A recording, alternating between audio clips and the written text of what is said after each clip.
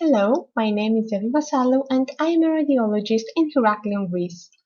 Together with my colleague Athina Plagou from Athens, Greece, we will guide you through the anatomy, scanning technique and normal ultrasound appearances for the shoulder. On this first part, we are going to evaluate the anterior and superior aspect of the shoulder, excluding the acromioclavicular joint and the subacromial space, which will be discussed along with the posterior aspect on the second part. Starting with the anterior aspect and the long head of biceps brachii muscle tendon. We see that biceps brachii muscle has two heads, the long and the short one.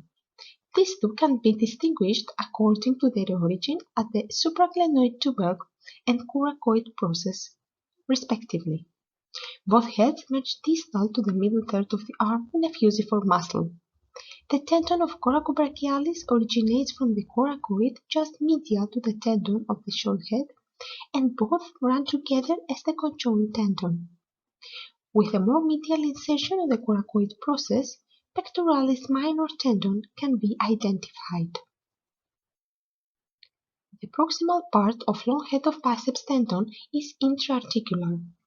After an acute turn, it descends straight into the intertubercular groove formed between the greater and lesser tuberosities, where it is stabilized by the transverse humeral ligament.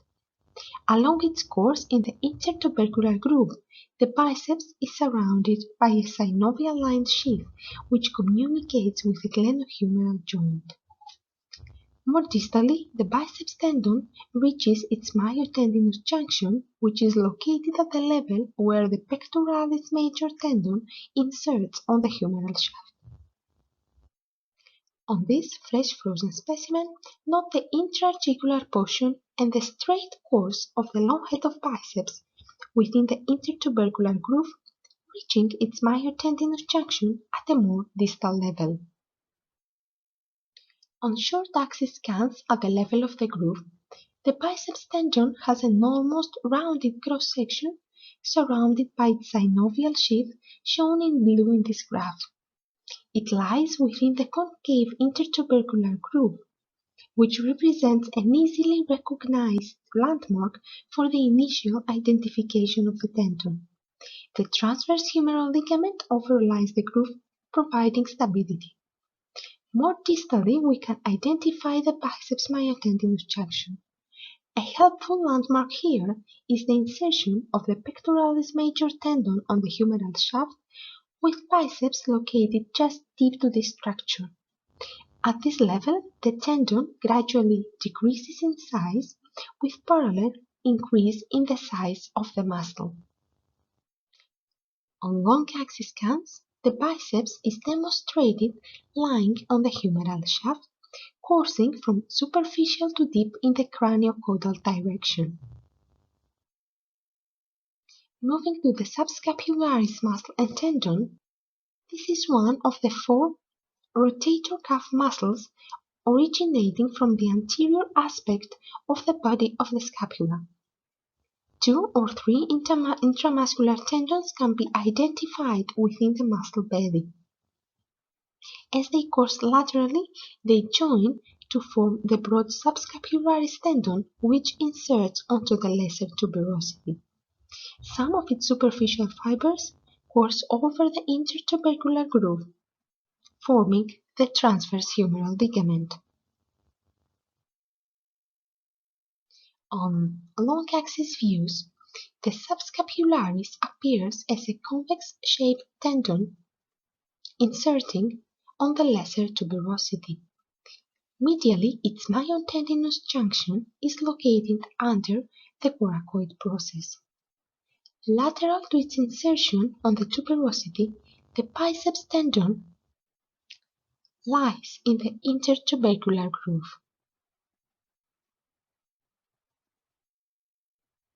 On its short axis, medial to its insertion, the tendon is located on the anterior aspect of the shoulder. Note its typical interdigitated pattern reflecting the alteration of tendinous and muscular fibers. When moving laterally, it can be seen inserting on the flat aspect of the lesser tuberosity. Let's go to Athena now for the demonstration of the anterior shoulder on ultrasound. Thank you, Evie. So I'm going to start using the anterior approach, scanning the shoulder. The patient has to put her palm upwards on her lap, and I'm going to place my transducer transversely on the shoulder area, looking for my first landmark, which is going to be the bicipital groove. Here you can see the bicipital groove. It is a bony defect in the humeral bone, and it is lying between the lesser and greater tuberosities. As you can see here, the lesser tuberosity is more pointed, while the greater tuberosity is more rounded. The contents of the bicipital groove are the tendon, its true synovial sheath, as well as a small arterial branch on the lateral side of the biceps tendon.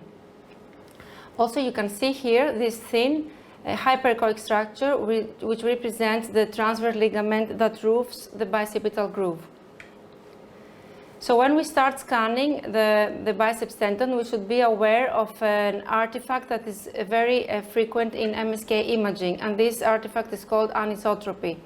And what it means is when the ultrasound beam is perpendicular to our structure, we can nicely see the fibrillar normal structure of the tendon. While if I rock my probe and the beam is not perpendicular, like in this case, you can see an empty groove, and it simulates tendon pathology. So to avoid anisotropy in this area, it's important to slightly press the caudal part of the probe, and this way you can nicely see the long head of the biceps tendon in the bicipital groove. Starting again from the bicipital groove, I'm going to scan downwards. So we need a lot of jelly to be able to make small and steady moves down the structure we are studying, which is here. So we can see the long head of the biceps traveling downwards, and we can find the myotendinous junction using this landmark, which is the pectoralis major tendon insertion. After performing the short axis scan, which is actually the most useful scan for the biceps tendon, we rotate our probe 90 degrees to the previous section, and here we have the longitudinal scan of the biceps tendon. You can see here the fibrillar ecotexture of the tendon, and by pressing the probe caudally, we completely eliminate anisotropy.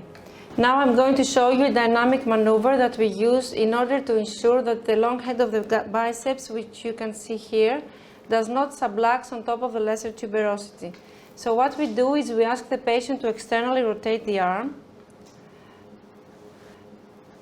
and then we see that the long head of the biceps stays in the bicipital groove and does not sublux.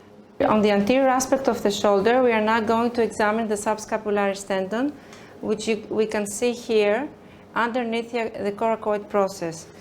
So in order to reveal the entire tendon, we ask the patient to externally rotate the arm, and now we can see how the subscapularis tendon comes into a fuller view. By performing this maneuver, internal and external rotation, it's a nice way to familiarize ourselves with the subscapularis tendon. And here you can see in the external rotation the myotendinous junction of the subscapularis tendon, and it is important not to mistake it for fluid in the subcoracoid bursa. So here this is a long axis view of the subscapularis tendon. You can see the insertion of the tendon in the lesser tuberosity here, and it is important to remember that this is a very broad tendon, so be careful to scan all the way down in order to visualize the whole width of the tendon.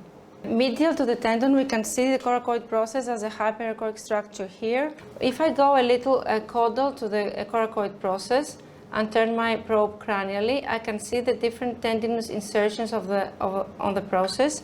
And this is the tendon of the short head of the biceps, which is longer, the myotendinous junction of the coracobrachialis muscle, and the myotendinous junction of the pectoralis minor muscle. Going back to the subscapularis tendon in the long axis, we can now visualize it in the short axis. So we turn our probe 90 degrees to the previous plane. And here what is important to note is we have alternating hyperechoic and hypoechoic and hyperechoic structures which correspond to the muscular and tendinous slips of the subscapularis insertion, and this is a very specific characteristic of the subscapularis tendon.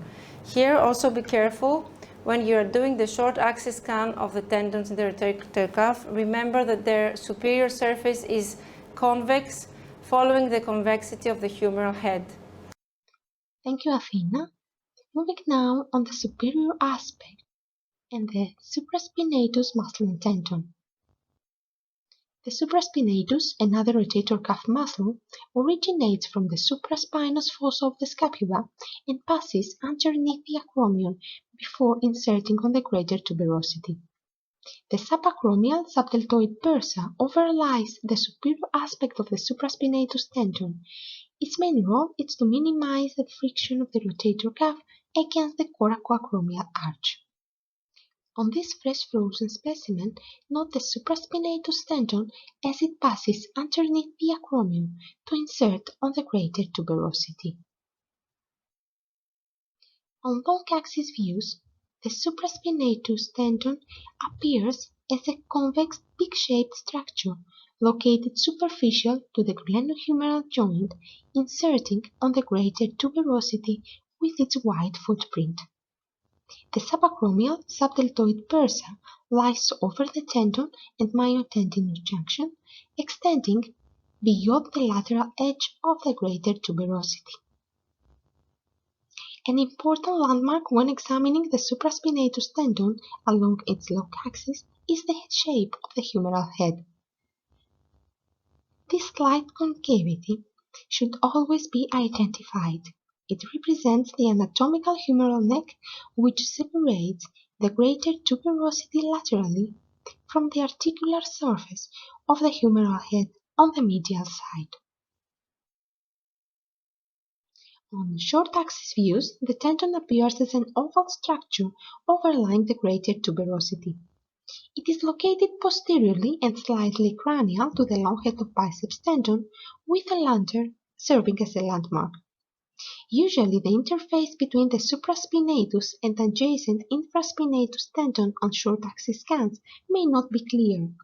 Considering that the supraspinatus tendon has a width of approximately 20 mm, the first 20 mm of the rotator cuff posterior to the long head of biceps can be regarded as the supraspinatus, while infraspinatus tendon runs beyond this point. Moving laterally, the supraspinatus is seen inserting along the superior facet and anterior half of the middle facet of the greater tuberosity. Let's now move to the rotator cuff interval. The rotator cuff interval is a bare anatomic area through which the long head of biceps tendon courses before entering the intertubercular groove. This space is located between the subscapularis and supraspinatus tendons. The coracohumeral ligament, together with the joint capsule, course above this interval as a roof, retaining the biceps in its proper position. Specifically for the coracohumeral ligament, it originates at the posterolateral coracoid and crosses over the intra-articular portion of the biceps. Laterally, it inserts onto the lesser tuberosity with a medial or anterior and onto the greater tuberosity with a lateral or posterior bundle. The medial bundle additionally blends with fibers of the superior glenohumeral ligament, contributing to the so-called reflection pole. The lateral bundle is continuous with a thin fibrous band, the rotator cable, which arcs underneath the insertional fibers of the supraspinatus and infraspinatus tendons. This is a schematic drawing through the short axis of the long head of biceps tendon within the rotator cuff interval. Again, note the medial bundle of the coracohumeral ligament crossing above and slightly anterior to the long head of biceps tendon. At this point, it joins the superior glenohumeral ligament, which passes deep to the tendon in order to form the reflection pulley, a sling around the anterior aspect of the biceps. The lateral bundle travels posteriorly to insert on the greater tuberosity and anterior aspect of the supraspinatus tendon. Note the rotator cable as an extension of the lateral bundle coursing underneath the supraspinatus tendon. Athena, back to you now to see how you approach the supraspinatus and rotator cuff interval on ultrasound. When the patient is seated in the neutral position, we can see that the supraspinatus tendon is covered by the acromion process, so we only see its distal part. In order to be able to examine the whole width of the tendon, we ask the patient to place the arm posteriorly with the palm on the back pocket. So the landmark we are going to use is the intra-articular part of the long head of the biceps, and we orient our probe parallel to this, and then we go more laterally and scan the supraspinatus tendon. This is the long axis view of the supraspinatus tendon, and we can see from superficial to deep the subacromial subdeltoid bursa, which here has no fluid, and we see the supraspinatus tendon in long axis view with a typical beak-shaped contour at the insertion in the greater tuberosity, which is fibrocartilaginous, and here this hypoechoic area is the articular cartilage. So scanning the tendon here, we must be aware that an area where we frequently find anisotropy is on the humeral neck, so we must be careful. So here you see that my beam is not perpendicular, so I artifactually have this hypoechoic area, while if I send my beam perpendicular to the tendon, we overcome this problem and we see the normal tendon on the longitudinal view.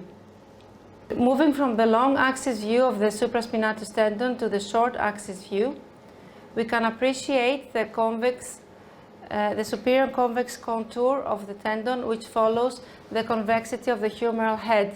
In this modified cross position, we can also evaluate the leading edge of the supraspinatus tendon, which has a rounded appearance.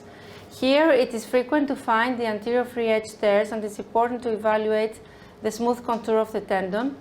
Usually there is a small gap between the long head of the biceps and the supraspinatus tendon that contains sometimes a little bit of fluid on the coracohumeral ligament.